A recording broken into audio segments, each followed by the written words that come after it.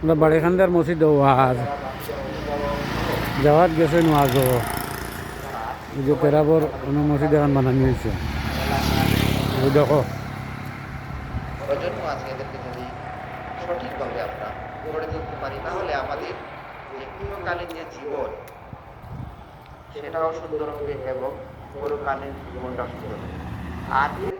আমরা আমাদের সন্তানদেরকে সঠিক শিক্ষা দান না করি তাহলে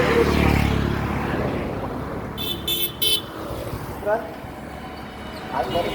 প্রতিষ্ঠান যদিও বেশি দিন হয় নাই,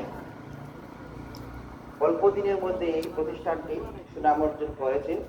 এবং এলাকাবাসীর সহযোগিতায় এটা আরও কিভাবে সমৃদ্ধির দিকে এগিয়ে যাবে এবং দিনই